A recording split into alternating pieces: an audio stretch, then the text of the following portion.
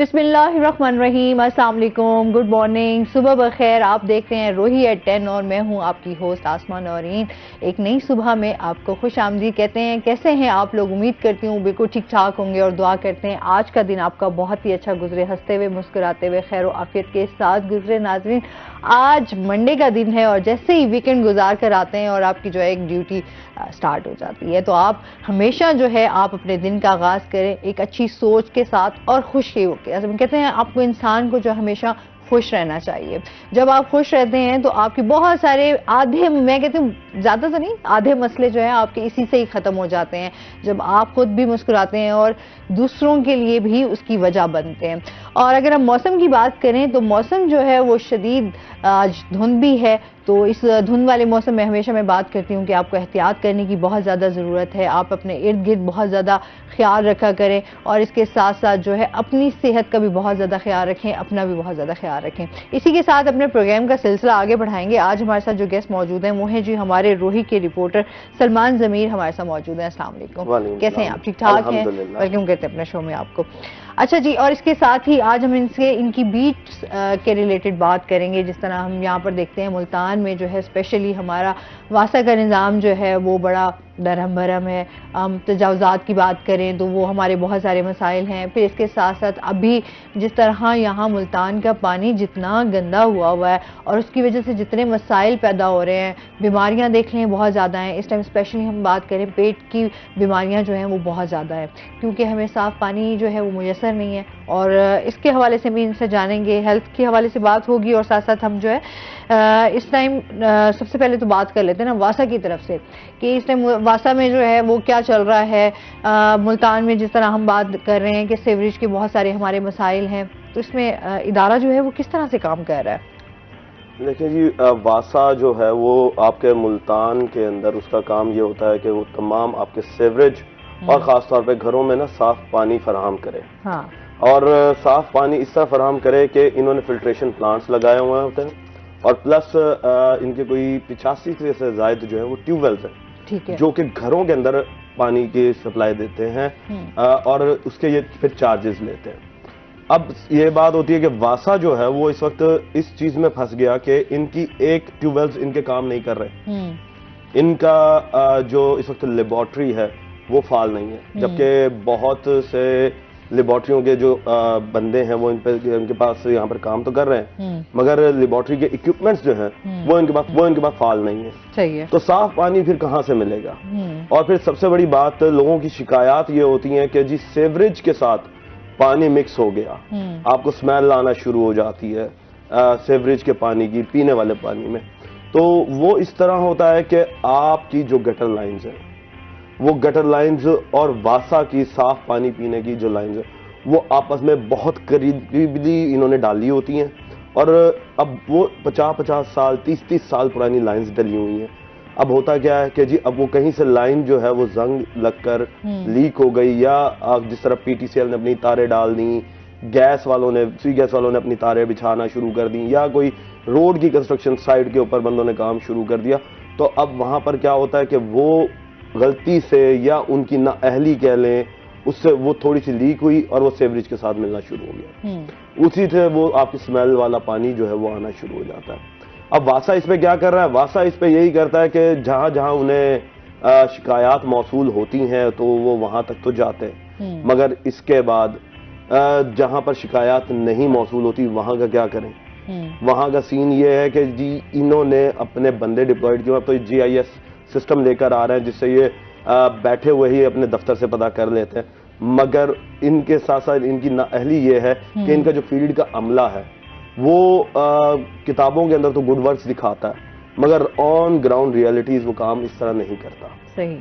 तो मेरी कई बार इस बात पे डिस्कशन हुई है, तो इन्होंने अब GPS थ्रू उसके ऊपर नया एक सिस्टम लेकर आ रहे हैं कि जी हम अपने जो वर्कर्स हैं उन्हें GPS के थ्रू ट्रैक करें, GPS डिवाइसेस दें या उनके मोबाइल में कोई एप्लीकेशन इंस्टॉल करें, ताकि हमें भी पता रहे कि हमारे जो फील्ड में वर्कर्स हैं वो कहाँ पे रहे। क्योंकि होता यूँ है कि आपने बायोमेट्रिक थंब एंट्री इनकी है, आपने एंट्री की, उसके बाद आप फील्ड में गए, जाके अपने घर बैठ गए या कहीं भी बैठ गए। अब इदारे को तो यही पता है कि आप फील्ड में हैं, मगर ऑन ग्राउंड क्या आप फील्ड में बाकी मौजूद हैं तो लोगों की शिकायतें क्यों आ रही हैं। तो इस चीज के ऊपर मद्देनजर रखते हुए मेरी एमडी वासा चौधरी दानिश साहब से बड़ी डिटेल डिस्कशन हुई इस हवाले से उनसे। तो उन्होंने फिर मुझे यही बताया कि जी हमने एक तजवीज दी है लोकल गवर्नमेंट को लाहौर के जी हमें कुछ इस तरह के सिनेरियोज के ऊपर चाहिए। लाहौर के अंदर ये काम हो चुका है। लाहौर क्योंकि बहुत बड़ा शहर है, हाँ। मुल्तान से और डेवलप भी ज्यादा है, तो उसके ऊपर ये काम हो चुका है और अब वो यहां पर भी इस चीज को लेकर आए। और जब मेरी पब्लिक हेल्थ इंजीनियरिंग वालों से बात हुई कि मुल्तान में आया देखे तो सही कि पानी किस हद तक कंटेमिनेटेड है, तो PHE ने मुझे, जो उनके इंजीनियर हैं डॉक्टर समीना गुल साहिबा, उनसे मेरी डिस्कशन हुई तो उन्होंने मुझे बताया कि सलमान तकरीबन यहाँ पर 90% पानी जो है वो कंटेमिनेटेड है विद आर्सेनिक। सही। अब आर्सेनिक क्या चीज है? आर्सेनिक एक खामोश वो कैंसर बीमारी है कि जिसका ना तो टेस्ट होता, जिसका ना कोई कलर होता, ना इसकी कोई फ्रेगनेंस होती। हम उससे सिर्फ और सिर्फ एक अच्छे आरओ फिल्ट्रेशन प्लांट से और थ्रू सम केमिकल्स उसे हम निकाल सकते हैं, मगर प्रॉपर उसे हम नहीं निकाल सकते पानी से। सही। अच्छा, क्योंकि जाहिर सी बात है जितने हमारे सीवरेज के मसाइल हैं यहाँ पर, अच्छा बिल देख लें तो हम कहते हैं कि यार हमारे जिस तरह से अभी बिल कहते हैं 800, 850 रुपया, 1000 तक तो उन्होंने फिक्स कर दिया हुआ है, लेकिन अगर हम सहूलियात की बात करें तो सहूलियात हमें कुछ भी मैसर नहीं है। अच्छा, आए दिन जिस तरह आप बात कर रहे हैं यहाँ पर सीवरेज की जितने पाइपलाइंस इन्होंने डाली हुई वो बहुत ही बोसीदा हो चुकी हुई हैं। बच्चों के हवाले से हम उनकी बात करें तो बच्चों के इस टाइम जो है यरकान हेपेटाइटिस जो है वो जितने गंदे तरीके से फैल रहा है ना, बुरे तरीके से, वो वाकई इस टाइम लोगों के लिए हेल्थ के साथ जो है ना, यूँ समझ लें कि बहुत ज़्यादा खतरे की घंटी बजा रहा है। जी एग्जैक्टली, क्योंकि हेपेटाइटिस के साथ साथ डायरिया बहुत फैल रहा है बच्चों में। डायरिया सबसे ज्यादा केसेस जो है ना, आप ये देखें कि बच्चों के अंदर वो डायरिया क्या आता है, और खास तौर पे, बिल्कुल खास तौर पे जो नौमौलूद बच्चे हैं, क्योंकि नौमौलूद बच्चों का तो यूं है कि बच्चे पीते हैं वो जो कि बायो रिफाइंड दूध होता है पाउडर वाला, तो उसको आपने गर्म पानी में मिलाना होता है। ठीक है, अब इसमें से कुछ ऐसी इंप्योरिटीज हैं, कुछ ऐसी बीमारियां कि आप जितना मर्जी पानी उबाल लें वो नहीं निकलती। अब हम छोटे बच्चों को जो कि बिल्कुल अभी पैदा हुए हैं उनको हम वो पानी उसमें दूध मिलाकर पाउडर वाला हम उन्हें पिलाते हैं और पता क्या चलता है जी कि बच्चों के पेट में दर्द होना शुरू हो जाता है। वो छोटा सा बच्चा क्या बताएगा। हाँ, वो ये सेहत के बहुत ज्यादा हमारे इस टाइम मसाइल हैं। अच्छा, फिर साथ साथ हम बात कर लेते हैं इससे मुल्तान में तजावुजात के हवाले से कि कारपोरेशन का जो अमला है वो इस टाइम क्या कर रहा है, क्या यहाँ पर अभी जो है हम बात करें जो अमला है वो तजावुजात पर काबू पाने में नाकाम है बुरी तरीके से। देखें जी, जो बीइंग अ फील्ड रिपोर्टर मैंने एक चीज ये नोट की है कि तजावुजात तो मुल्तान से कभी खत्म ही नहीं हो सकते। मुल्तान से क्या, पूरे पाकिस्तान से क्या, पूरी दुनिया से नहीं खत्म हो सकते, क्योंकि आपके कोई भी गवर्नमेंट आ जाए उसने कभी भी कोई एक लेआउट प्लान ही नहीं दिया किसी एक मीडियोकर या एक गरीब तबके के लिए कि वो कुछ कमा सके। आप जब तक कोई लेआउट प्लान के साथ मास्टर प्लान के ऊपर इंप्लीमेंट नहीं करेंगे, मुल्तान का एक मास्टर प्लान बना हुआ है, आपको ये पता है मुल्तान का, कि 2028 तक मुल्तान कैसा होना चाहिए, उसकी शाराएं कैसी होनी चाहिए, उसमें पार्क कितने होने चाहिए, किस किस पॉइंट पर आपके पार्क बने होने चाहिए, लोगों को तफरीही गाहें मिलनी चाहिए, हॉस्पिटल्स मिलने चाहिए कितने, मगर उसके ऊपर कुछ भी वर्क नहीं हुआ। क्यों? क्योंकि ये हमारी गवर्नमेंट की नाअहल, ये जितने भी इलेक्टेड बंदे आए उन्होंने मैंडेट तो दिया उन्हें अवाम ने, मगर उस मैंडेट पर उन्होंने काम नहीं किया। आप आज भी ले लें, चाहे वो नवाज शरीफ की गवर्नमेंट हो, चाहे वो पीपल्स पार्टी की गवर्नमेंट हो, चाहे वो PTI की गवर्नमेंट हो, दावे तो बहुत किए गए मगर ऑन ग्राउंड रियलिटीज कुछ नहीं बनाई गई। आपने बड़े बड़े हॉस्पिटल्स बना देते हैं, PTI की गवर्नमेंट की बात कर रहे हैं, हॉस्पिटल बना दिए हमने, ये यूनिवर्सिटीज बना दी। भाई आपने गरीब आवाम के लिए कुछ बनाया कि आपने कोई ऐसी जगहें बना के दी उन्हें कि आप इंटरनेशनल स्टैंडर्ड्स पे अगर आप जाए ना, मलेशिया खास तौर पे एक फास्ट ग्रोइंग कंट्री है वो, मैं उसकी अगर बात करूं तो वहां पर मेरा जाना हुआ जब मलेशिया, तो मैंने वहां पे एक चीज ये नोट की कि गवर्नमेंट ने उन्हें एक बाउंड्री बना के दी हुई है गरीब बंदों को, जहां पर वो अपने कार्ड्स या ठेले या कोई स्टॉल्स लगाकर बैठते हैं। यहां पर आपने तो उन्हें कुछ दिया ही नहीं है। इवन के जुम्मा और इतवार, आपके जुम्मा और इतवार जो होता है ये आपके बाजार लगते हैं, लोगों को सस्ती चीजें मिल जाए। इवन वहां पर आपको सस्ती नहीं मिल रही होती और उन्हें फिर वो प्राइवेटली जगह दी होती है। अब वो प्राइवेट कौन सी है, उन्होंने कॉलोनीज के रोड्स के ऊपर उन्होंने एक्वायर की होती है साइडों पे। अब जुम्मे के दिन और इतवार के दिन सस्ते बाजार के नाम पर ना जो वहां के इलाका मकीन है उनके लिए परेशानी, क्योंकि गाड़ियों का गुजरना मुहाल हो जाता है। और इसी तरीके से तजावुजात के ऊपर अब वो क्या करे बंदा, गरीब बंदा जो है उसने कमाना तो है ना, वो रोड पर आएगा, कहीं ना कहीं जहां उसे रोजी नजर आएगी वहीं खड़ा हो जाएगा। उसका खड़ा होना और फिर उसके बाद अवाम का उससे चीजों को खरीदने के लिए उसके साथ खड़ा हो जाना, गाड़ियां लेके बाइक्स लेके वहीं रोककर, तो वो तजावुजात का बायस बनती हैं। कारपोरेशन पे काम कर रहा है। अब कारपोरेशन क्या काम कर रहा है कि जी आप उन्हें जुर्माने करते हैं, उन्हें ले जाते हैं, मगर फिर भाई बाद में छोड़ते क्यों हैं? अब कारपोरेशन का अमला कहता है जी कि हम कार्रवाइयां कर रहे हैं, मगर कार्रवाइयां करने के लिए जब आप अपनी मैं उनके साथ फील्ड में फिरा हूं, मैंने उन्हें फील्ड में देखा, मैंने इस तरह के वो लोग आते हैं जब बड़े स्लो स्पीड से, ताकि लोगों को पता चल जाए कि जी हम आ रहे हैं। इवन पहली बात तो यह कि कई जगह पे तो ऐसा भी मुझे देखने में मिला कि मैंने खुद वहां पर विजिट किया कि मिसाल के तौर पे मैं आपको मिसाल दे देता हूँ, हुसैनगंज चले जाएं आप, आजकल सर्दियां हैं, लंडा बाजार वहां पर बहुत ज्यादा लगता है, ठीक है, और लंडा बाजार की वजह से ना रोड 50% तक एक्वायर हो जाता है, इवन 70% तक भी एक्वायर हो जाता है फुटपाथ से। अब वहां पर क्या होता है कि जी ये कार्रवाई करेंगे अलग सुबह, भाई सर्दियों के अंदर तो अलग सुबह तो दुकानें नहीं खुलती, अगर आपने कार्रवाई करनी है तो दोपहर के टाइम करें। हाँ, अच्छा, क्योंकि ये ऑलरेडी जो है, क्योंकि माफिया मैं समझती हूँ एक किस्म का माफिया जो है वो काफी टाइम से लेके चल रहा है और आज तक ये मसला जो है वो कभी भी हल नहीं हो सका जी। अच्छा, एक कॉलर है हमारे साथ। अस्सलाम वालेकुम। वालेकुम सलाम जी, कासिम है हमारे साथ, क्या कहना चाहेंगे? अस्सलाम वालेकुम। वालेकुम अस्सलाम जी, आसिम बात कर रहा हूँ मुल्तान। जी, क्या कहना चाहेंगे? मैडम आपका बड़ा अच्छा टॉपिक है वाटर के हवाले से, तो इसके ऊपर मैं बात करना चाहूंगा। इनका बिल होता है तो बिल्कुल यानी कि 1 महीने का काम नहीं, तो इनके ऑनलाइन पेमेंट सिस्टम नहीं है। जैसे मोबाइल ऐप से या बंदा मोबाइल से बैंकिंग से पे कर देता है। अगर हम बिल पे ना करें तो फिर ये इसमें बदमाश भेज देते हैं खवातीन को घरों में रास्ता करने के लिए, मामूली बिलों के लिए।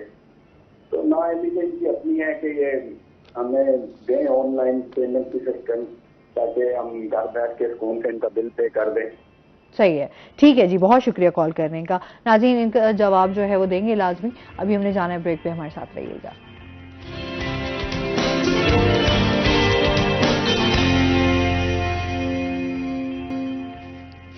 वेलकम बैक नाज़रीन। अच्छा जी, जिस तरह कॉलर हमारे साथ थे और ये हमने इस पे बात भी करनी थी कि जिस तरह से हम टेक्नोलॉजी की बात कर रहे हैं कि इदारों को अब जो है वो इस पे आना चाहिए, इस हवाले से बताइएगा क्या वासा इस पर पूरा उतर रहा है या नहीं? टेक्नोलॉजी के हवाले से जिद्दत क्योंकि इख्तियार हो रही है, अब तो पूरी दुनिया में तमाम चीज़ें एडवांस हो रही हैं। वासा जो है वो अब इसे एडवांस लेवल की तरफ लेकर जा रहा है और वासा से मेरी जब जो इनके इंजीनियरिंग के डायरेक्टर हैं उनसे मेरा डिस्कशन हुई तो उन्होंने हमें फिर उस वक्त ये बताया कि हम एक नया सिस्टम लेकर लॉन्च कर रहे हैं मुल्तान में कि हम सारा जो आपका वासा की फील्ड है उसे सैटेलाइट के थ्रू ऑनलाइन कर रहे हैं। हम on field on ground real time में हम उसे ऊपर से वॉच कर सकेंगे। प्लस फिर इन्होंने मोबाइल्स के अंदर इन्हें स्पेशल किस्म की एप्स वगैरह जो वासा ने इनके आईटी डिपार्टमेंट ने जो है वो इंस्टॉल करके दी हुई है, जिसमें ये रियल टाइम रियल स्पेस और लैंडस्केप के साथ ये आपकी वीडियोस और फोटोज जो हैं वो ऑटोमेटिकली इनकी कंप्लेंट पोर्टल जो है उसके ऊपर लॉन्च हो जाती है। अच्छा, अब कॉलर की बात करने तो कॉलर ने बड़ा एक अच्छा सवाल किया कि जी इन्हें ऑनलाइन पेमेंट की तरफ जाना चाहिए। मेरी इससे इस बात पर डिस्कशन हुई तो उन्होंने मुझे ये बताया कि जी हम आहिस्ता आहिस्ता जिद्दत की तरफ आ रहे हैं। तो पहले जो था वासा वो बिल्कुल एक पुराना स्टाइल जो होता है ना कि खातों वाला स्टाइल, ये उस पर चल रहा था। इन्होंने अब आहिस्ता आहिस्ता लाहौर ने सबसे पहले इसके ऊपर इम्प्लीमेंटेशन शुरू की और लाहौर की देखा देखी इन्होंने अब मुल्तान में भी इस चीज को लॉन्च करना शुरू किया है और इसके ऊपर वर्किंग जारी है कि आपकी जो बिल्स हैं वो ऑनलाइन अब पे होना शुरू हो जाएं। अब वो ज्यादा से ज्यादा मेरे ख्याल से 3 से 4 महीने या 5 महीने के अंदर अंदर इसके ऊपर वर्किंग इनकी कंप्लीट हो जाएगी। इनका जो सॉफ्टवेयर है वो बन रहा है, और जाहिर सी बात है कुछ कॉम्प्लिकेशंस होती हैं सॉफ्टवेयर में, एकदम लॉन्च नहीं किया जाता क्योंकि वो बैठ भी जाता है, उसमें कोई फॉल्ट्स भी आ जाते हैं। तो ये हर चीज को पहले एक दफा देख रहे होते हैं, उसे एक दफा क्लियर करके फिर ये मार्केट में लोगों के लिए अवेलेबल कर देते हैं। और इसके साथ साथ वासा ने अब मशीनरी के हवाले से भी इन्होंने अब इसमें जिद्दत आ गई है। इन्होंने जापान से जिंको कंपनी है उसके साथ इन्होंने मुआहिदा किया है, कोई तकरीबन 2 से 2.5 अरब रुपए का। सही है। और 2 से 2.5 अरब रुपए की कोई तकरीबन 45 to 48 मशीनरियां जो हैं वो नई जदीद मशीनरियां वो ये मुल्तान में लेकर आ रहे हैं, जिसमें से 4 से 5 मशीनरियां जो हैं वो शिपमेंट पहुंच चुका है इनका, और वो इनके हैंडओवर भी हो चुका है, जिसमें अब अगर अभी वो फील्ड में नहीं उतारा इन्होंने, वो इस वजह से क्योंकि वो है बिल्कुल लेटेस्ट मशीनरी है जो कि दुनिया के अंदर चल रही है, क्योंकि दुनिया जो है ना इस वक्त बड़ी फास्ट ग्रो हो रही है। खास तौर पे मैं बात करूं जापान की ना, तो जापान इस वक्त दुनिया में सबसे ज्यादा तेजी से जिद्दत की तरफ जा रहा है। हाँ। इनके यहाँ पर आप देखें जापान में कि इन लोगों के मशीनरियां छोटी होती हैं मगर काम ये बहुत बड़े ले रहे होते हैं उससे। अब हमारे यहाँ पर एक्सकेवेटर ले लें जो कि एक खड्डा करने के लिए या गड्ढा करने के लिए एक मशीन यूज होती है, उसका हजूम बहुत बड़ा होता है कि अगर वो मुल्तान के खास तौर पर मैं रोड्स की बात करूँ, मुल्तान के रोड छोटे हैं, और अगर वो कहीं आकर खड़ा हो जाए और उसे कहीं गड्ढा करना शुरू करना पड़े तो वो फिर आधे से ज्यादा रोड वैसे ही रोक लेता, ट्रैफिक जैम। मगर अब जो इन्होंने जिनको कंपनी से जो इन्होंने मशीनरियां मंगवाई हैं वो बहुत कॉम्पैक्ट, बहुत छोटी, मगर काम में बहुत फास्ट है। मगर उन्हें चलाने के लिए भी सबसे अच्छी चीज इन्होंने एक और ये की कि जापान वालों ने कि मैं क्योंकि जब नदीम साहब के साथ बैठा हुआ था जो इनके डायरेक्टर इंजीनियरिंग हैं और आईटी के स्पेशलिस्ट हैं, वो ही इन चीज़ों को देख रहे होते हैं, तो उनके साथ जब मैं बैठा हुआ था तो उन्होंने मुझे बताया कि सलमान वो इतनी जदीद मशीनरियां हैं कि आपके पाकिस्तान में इतनी जदीद मशीनरियां कभी नहीं हैं। और ये वासा का इनिशिएटिव है मुल्तान का कि वो यहाँ पर उन्हें लेकर आ रहा। वो किस तरीके से, इसके पीछे एक बहुत बड़ी स्टोरी है कि उन्होंने कितना अरसा इसके ऊपर काम किया। कोई 4 से 5 महीने मुझे बता रहे थे कि जी हमारी वर्किंग रही, हमने गवर्नमेंट को मनाया। हमें सबसे ज्यादा मसला उस वक्त आया कि जब हमने इंटरनेशनल ट्रेड करने के लिए और उनसे मंगवाने के लिए जब हमने बैंक अकाउंट खुलवाना था, उसमें बड़ा मसला इन्हें पेश हुआ था। सही। तो इसके साथ साथ अब उन कंपनी वालों ने ये किया है कि वो कंपनी वाले अपना बंदा भेज रहे हैं यहाँ पे 6 महीने के लिए वासा को सिखाने के लिए कंपनी जिनको अपने टीम यहाँ भेजेगी और वो पाकिस्तानी बंदों को ट्रेन करेगी। अब इस चीज से एक चीज मैंने वहां पर बैठकर एक ये चीज देखी कि जापानीज अपने कंपनीज के काम को भी लेकर कितना कॉन्शियस है कि अच्छा वही होता है ना कि जाहिर सी बात है वो इतनी एफर्ट्स करके और अपना जिस तरह से हम देखते हैं कि चाइना जिस तरह इस टाइम बहुत ज़्यादा आगे गया, जापान हो गया, इस टाइम बहुत सारे ये हम देखते हैं ममालिक ये हमसे आगे जा रहे हैं। तो हम तो खैर पाकिस्तान तो अभी स्लोली जा रहा है, यहाँ इन मसाइल से बाहर निकलेगा तो आगे तरक्की की तरफ जाएगा। लेकिन ये है कि उन लोगों का फोकस होता है कि आपने अपना काम किस तरह से करना है। हमारे यहाँ थोड़ा सा ये मसाइल है कि हम लोग काम से बहुत ज़्यादा भागते हैं। ये भी तो हमारे मसाइल है ना। हमने कहना है कि अच्छा यार ये कहीं ना किसी तरीके से बस जुगाड़ कर लें, ये इस तरह से इस तरीके से काम हो जाएगा तो उसमें ज़्यादा बेहतरी है बजाय कि हम इतनी मेहनत करें। असल में बात ये आप आज में बिल्कुल बजा फरमा रही हैं, आपकी बात से मैं एग्री करूंगा कि हमारे जो पाकिस्तानी है ना वो काम चोर बहुत ज्यादा, चाहे हम हो कोई भी काम से भागते हैं, छुट्टी मनाने में हम बहुत आगे होते हैं। इसलिए पता है क्यों? इसका वजह क्या है? इसकी वजह ये है कि हम दूसरों को देख रहे होते हैं कि यार अब मिसाल के तौर पे अमेरिका है, मलेशिया है, जर्मनी है, स्पेन है, इवन आप पुर्तगाल को ले लें, ठीक है, ये लोग बहुत फास्ट ग्रोइंग है। पुर्तगाल जो है वो इस वक्त अभी हमारा हमसाया मुल्क इतना आगे जा रहा है भाई, हम तो ये भी देख के परेशान होते हैं कि अच्छा यार, हम कहते थे हम इनका मुकाबला कर सकते, वो हमसे मुकाबले में बहुत आगे चले गए हैं। तो अपनी वो ब्रांड लॉन्च कर रहे हैं अपनी, उन्होंने अब देखें गाड़ियों के हवाले से हम देखें हमारे यहाँ पर बंद हो चुकी हैं और वहाँ पर मैन्युफैक्चरर्स हो रहे हैं। अब ये हमारे यहाँ ये इतनी चीज़ें हमारी डिस्टर्ब हो चुकी हुई हैं। अच्छा आईटी में हम लोग अब स्टार्ट हुए हैं, वो आईटी में बहुत आगे निकल चुके हैं। अच्छा सोलर सिस्टम का मैं इनकी बहुत सारी चीज़ें अपने मुल्क के साथ कंपैरिजन में कर रही थी कि हम लोग देखें कि हम कहाँ स्टैंड कर रहे हैं और हमारा मुल्क हमारा हमसाया मुल्क है वो कहाँ पे स्टैंड कर रहा है। तो इस टाइम हम देखते हैं कि वो हमसे बहुत आगे जा रहे हैं और मईशत में भी उन्होंने बहुत जल्दी ग्रो किया है, अपने आप को स्टेबल किया है। मसाइल वहाँ पर भी बहुत सारे हैं क्योंकि हम अगर देखें तो वहाँ पर गुर्बत बहुत ज़्यादा है और उसके बाद आबादी भी बहुत ज़्यादा है, लेकिन उसके साथ साथ अगर हम बात करें तो कि उन्होंने अपने आप को संभाला हुआ किस तरह, वहाँ के रोड्स, वहाँ की चीज़ें बेहतरीन है। देखिए वहां पर इंजीनियरिंग के साथ काम हो रहा है, ठीक है। यहाँ पर सबसे पहले बंदा क्या कहता है कि जी आप इतने पैसे ले लें, हाँ, और हमारा पेट भरने दें, आप चुप रहें, आप कुछ ना बात करें। तमाम इदारों को लेते हैं आप।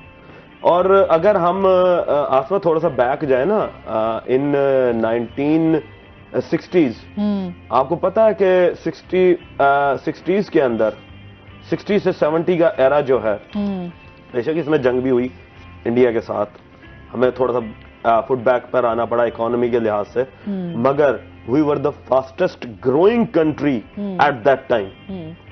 कि दुनिया मानती थी कि पाकिस्तान दुनिया का फास्टेस्ट ग्रोइंग नेशन बन रहा है। क्यों? क्योंकि हमने अपनी इंडस्ट्रीज, अपने जो पढ़े लिखे तबके थे उनको सपोर्ट किया था, उन्होंने पाकिस्तान को बढ़ाना शुरू किया। मगर जब गवर्नमेंट्स के ओवरलैप्स होना शुरू हुई, भुट्टो आए, आर्मी आई, इन दोनों के आपस में चपकलिश रही, पाकिस्तान टूट गया, दो हिस्सों में तकसीम हुआ। अब उसके पीछे क्या सिनेरियो था वो एक अलग टॉपिक है, हम उस तरफ नहीं जाते। अब बात क्या होती है, इन दोनों चपकलिशों के दरमियान में नुकसान किसका हुआ? पाकिस्तान का। इन्होंने इक्तदार में आने के लिए पाकिस्तान का नुकसान करना शुरू किया, जिसमें से आपको मैं उस वक्त ये बताऊं कि 1964 के अंदर पाकिस्तान में 8 बहुत बड़े खानदान जो कि इंडस्ट्रियलिस्ट थे वो पाकिस्तान छोड़ गए थे। अभी भी छोड़ देंगे। अभी कितना हमारा जो है टैलेंटेड, मैं समझती हूँ बहुत सारे लोग, हमारे डॉक्टर्स हो गए, हमारे इंजीनियर्स हो गए, हमारे लॉयर्स हैं बहुत अच्छे। अच्छा बहुत सारी हमारे यहाँ से टैलेंट जो है वो मूव कर चुका हुआ है। अच्छा यंग जनरेशन की हम बात करें, यूथ हमारी, वो भी अब यही कोशिश में लगी हुई है कि किसी तरीके से बस यहाँ से मूव कर जाए। तो समटाइम होता है कि जब हमारा, क्योंकि हमारे जो नौजवान हैं वो हमारे मुल्क का सरमाया, और अगर तमाम चीज़ें यहाँ से मूव होना स्टार्ट हो गई तो जाहिर सी बात है फिर हमारे मुल्क को चलाएगा कौन? क्योंकि अगर यहाँ से ही टैलेंट चला जाएगा बाहर तो उन्होंने तो बाहर जाके सर्व करना है, अपने मुल्क के लिए तो सर्व नहीं कर सकेंगे वो, ना ही। और ये हमेशा इंसान को, बहुत सारे मेरे ऐसे फ्रेंड्स भी हैं जो बाहर जाके काम कर रहे हैं और सर्व कर रहे हैं, तो वो यही कहते हैं कि हमें अगर ये प्लेटफॉर्म पाकिस्तान में मिला होता और हमें उस तरीके से अप्रिसिएशन मिली हुई होती तो शायद हम अपने मुल्क के लिए ज़्यादा बेहतर और अच्छा काम कर रहे होते। बहुत ये अच्छी बात आपने की है कि जो शहरी हैं या जो हमारे पाकिस्तानी हैं उनमें ये चीज़ है कि वो मांगते हैं कि यार हमारे, मांगते कौन है, सभी मांगते हैं कि अगर मैं कोई काम अच्छा कर रहा हूँ तो मैं भी यही ख्वाहिश करूंगा कि ठीक है मुझे अप्रिसिएशन तो मिले उस काम की, मैं कोई अच्छा काम करूंगा मुझे उसकी अच्छाई तो मिले, कोई मुझे उसकी तारीफ तो करे। मगर यहाँ पर सबसे बड़ा फुकदान ये चीज़ है कि तारीफ तो करना दूर की बात है, आप कोई जरा सा अच्छा इनिशिएटिव लेते भी है ना, उसी वक्त ही आपके ऊपर एलिगेशन से लगना शुरू हो जाता है। आप एक चीज ये देखें कि हमने अपने मोहसिनों की कदर नहीं की। ऐसे ही है ना, कभी भी हम टैलेंट को जो है वो हम कभी भी हम चीज़ को अप्रिशिएट ही नहीं करते, ना ही हम जो है वो उसको कहते हैं। अच्छा बस तनकीद का निशाना जो है ना वो ज़्यादा हम बनते भी रहते हैं और बनाते भी रहते हैं। अच्छा जी, इस पे मजीद भी हम बात करेंगे। चलते हैं जनाब अपने सेगमेंट की तरफ, हेल्थ टिप।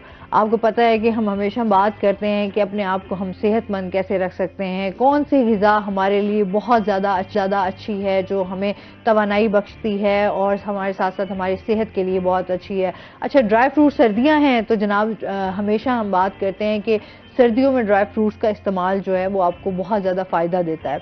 अच्छा, उससे से बादाम आज हमने टॉपिक सेलेक्ट किया है, जो हमने बादाम के हवाले से बात करेंगे कि बादाम किस तरीके से आपके एक तो हेल्थ के लिए बहुत अच्छा है, आपको किस तरीके से ये जो है वो एक तो विटामिन से भरा हुआ है, ठीक है। सेकेंडली हम हमेशा बात करते हैं ना कि रोज़ाना 4 बादाम खाइए और सेहतमंद रहिए, तो हमेशा जो है ना वो दिमाग की कुव्वत को बहाल करने के लिए भी जो है ना वो बादाम खाने की ज़रूरत पड़ती है। तो हमेशा हम कहते हैं ना, वालिदैन जो है वो हमेशा कहते होते थे जी रात को जो है ना बादाम भिगो कर रख दें, सुबह अपने बच्चों को जो है वो बादाम खिलाया करें, ताकि आपके बच्चों का दिमाग जो है वो बहुत ज़्यादा अच्छा हो सके और हमेशा एक्टिव रहे बच्चा, और उसको जो है वो सबक भी अच्छे से याद रहे, और ताकि वो अपने दिमाग का सही इस्तेमाल भी कर सके। अच्छा, ये किस तरीके से आपको फ़वाइद दे सकता है? एक तो बादाम जो है कोलेस्ट्रॉल को कम करने में मदद देता है, आपके हार्ट के लिए स्पेशली बहुत ज़्यादा अच्छा है, आपके दिमाग के लिए जिस तरह मैंने आपको बताया कि बहुत अच्छा है। इसमें विटामिन ई होता है जो कि हमारी सेहत के लिए बहुत ज़्यादा फ़ायदेमंद है। एक तो ये ग़िज़ाइयत से भरपूर होते हैं, अगर आप थोड़े से बादाम जो हैं वो रात को भिगो कर रखते हैं और सुबह खाते हैं तो वो ज़्यादा अच्छा है। वैसे भी अगर आप बादाम खाते रहें तो ये आपके लिए बहुत अच्छे हैं। अच्छा जी, और इसके साथ साथ आपकी आइज़ के लिए बहुत ज़्यादा अच्छे हैं, आपकी आई साइट के लिए बहुत ज़्यादा फ़ायदेमंद है। इसके साथ साथ एंटीऑक्सीडेंट होते हैं और आपकी स्किन के लिए बहुत खूबसूरत होते हैं। हमेशा बादाम का जो तेल है, आप अगर उसको अपनी स्किन पर यूज़ करें तो आपके स्किन की जो है बहुत सारी, जिस तरह हम रिंकल्स की बात करते हैं, छाइयों की बात करते हैं, छाइयों की जो आजकल बहुत ज़्यादा हमारे यहाँ जो है स्किन के मसाइल हैं, तो ये बादाम का ऑयल जो है वो बहुत ज़्यादा अच्छा है स्किन के लिए।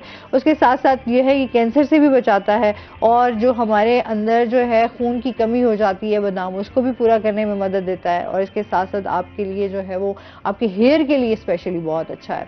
बादाम का तेल जो है वो भी आप अगर अपने बालों में जो है वो लगाएं तो बालों के लिए भी बहुत ज़्यादा अच्छा है। वैसे तो आप जब बादाम खाते रहते हैं तो उसके लिए जो है आपके किस तरीके से जो है आपको ये ग़िज़ाइयत देता है, और इसके साथ साथ आपकी स्किन, आपके हेल्थ के हवाले से दोनों के लिए बहुत ज़्यादा फ़ायदेमंद है। ये हो गई जी हमने बादाम के हवाले से।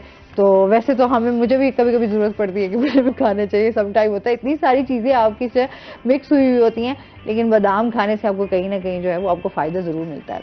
तो लिहाजा अच्छी ग़िज़ा खाएं ताकि आप हेल्दी रहें। इसी के साथ अभी हमने नाज़रीन ब्रेक पे जाना है, हमारे साथ रहिएगा। जब हम ब्रेक से वापस आएंगे तो बाकी की स्टोरीज़ पे बात करेंगे।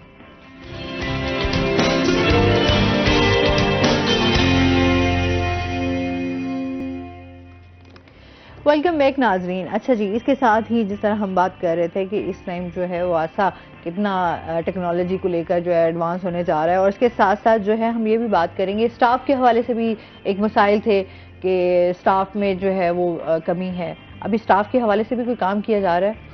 नहीं जी, अभी क्योंकि गवर्नमेंट ने, आपको पता है कि इलेक्शंस अब सर पर हैं, तो जब तक एक प्रॉपर गवर्नमेंट नहीं आती ना, केयर टेकर गवर्नमेंट्स यहाँ पर कोई ऐसे इनिशिएटिव्स नहीं दे सकती, क्योंकि पाकिस्तान का आइन ऐसी चीज़ों को इजाज़त नहीं देता कि कोई इतने बड़े इनिशिएटिव्स केयर टेकिंग गवर्नमेंट ले ले, जैसे कि किसी की नौकरी करवाना और कोई बड़े प्रोजेक्ट्स बनवाना। तो ये सिर्फ इनका काम क्या होता है केयर टेकर गवर्नमेंट्स का, कि जो ऑन गोइंग प्रोजेक्ट्स होते हैं उनको चलाए रखना और प्लस साथ साथ इलेक्शंस करवाना। तो अभी वासा जो है वो अभी भी जो मैन पावर है उसे लैक करता है, और इन्होंने डेली वेजेस के ऊपर बंदे रखे थे, मगर हुआ ये कि जी उस पर इलेक्शन कमीशन ने नोटिस ले लिया था, जिस वजह से इन्हें तकरीबन कोई 2000 के करीब बंदा जो है एक दिन में निकालना पड़ गया। सही, मतलब उसके बाद स्टाफ जाहिर से जब 2000 बंदा निकलेगा तो आप ये देख लें कि कितना बड़ा एक स्पेस क्रिएट हो जाएगा मैन पावर के अंदर।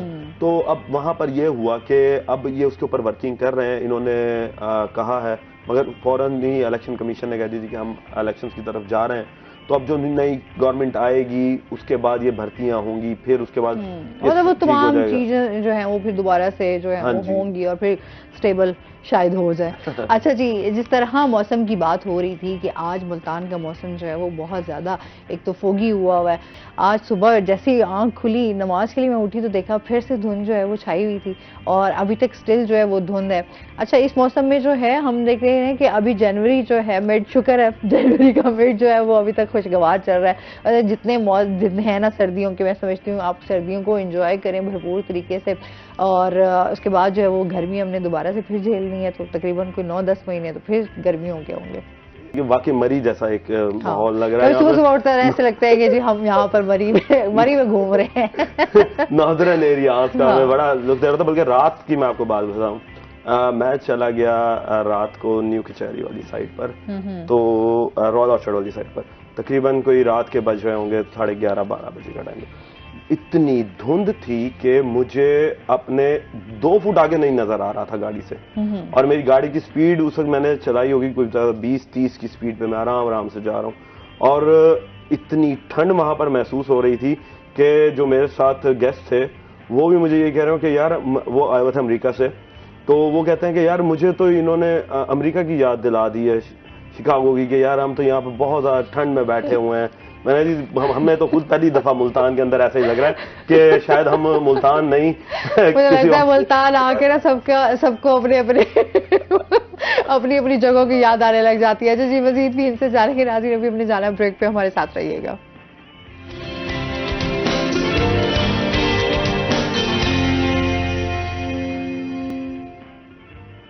वेलकम बैक नाजरीन। अच्छा जी, मौसम के साथ साथ हम थोड़ा सा वेस्ट मैनेजमेंट के हवाले से भी बात कर लेते हैं। इस टाइम जो हम देखते हैं कि मुल्तान में सफाई सुथराई के हवाले से क्या इकदाम किए जा रहे हैं, वेस्ट मैनेजमेंट जो है वो कितना काम कर रही है, क्या कहना चाहेंगे इस बारे में? वेस्ट मैनेजमेंट जो है वो कोशिश ही कर रही है, मगर इनका अमला जो है वो इतना नहीं है। और जब मैं शाहिद याकूब साहब के पास बैठा हुआ था, तो मैंने जो इनके सीईओ साहब हैं वेस्ट मैनेजमेंट के, उनसे मेरा इसके ऊपर बातचीत हुई कि सर मुल्तान के अंदर बहुत ज़्यादा हमें गंद नज़र आता है, आपका अमला जो है वो हमें काम करता हुआ नज़र नहीं आता। तो उस पर इन्होंने मुझे ये बताया कि सलमान, हमारा अमला जो है वो या तो बहुत सुबह काम करता है या फिर करता है शाम के टाइम।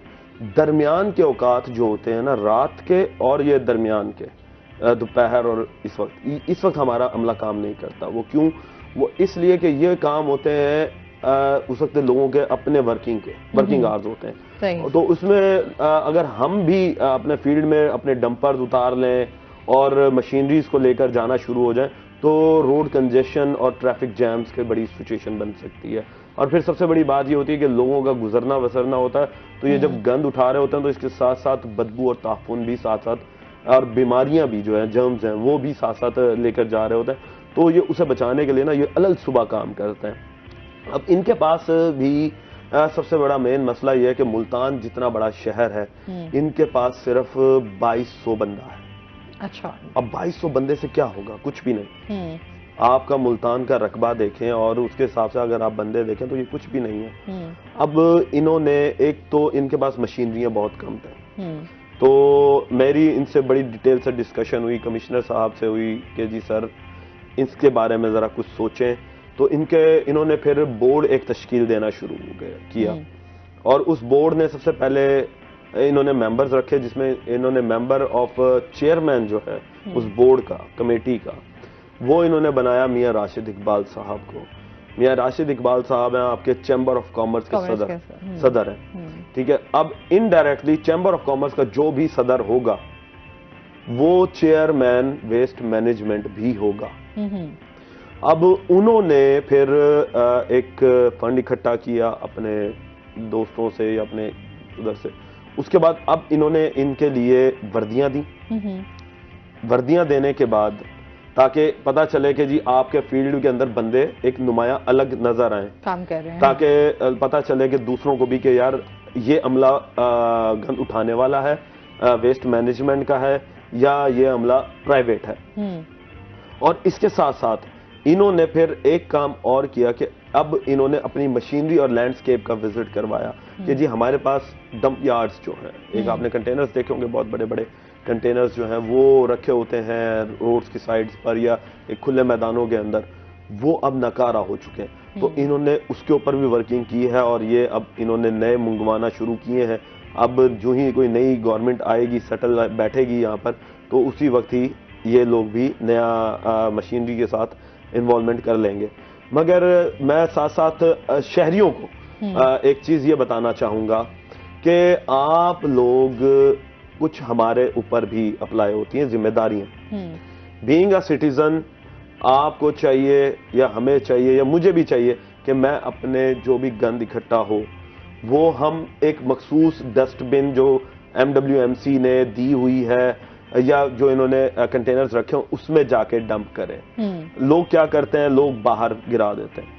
देखिए जी, जब आप बाहर गिराएंगे, उन्होंने उन जो मशीनरी आती है ना पिक करने, आसमा उनके पास ये नीचे से उठाने का सामान नहीं होता।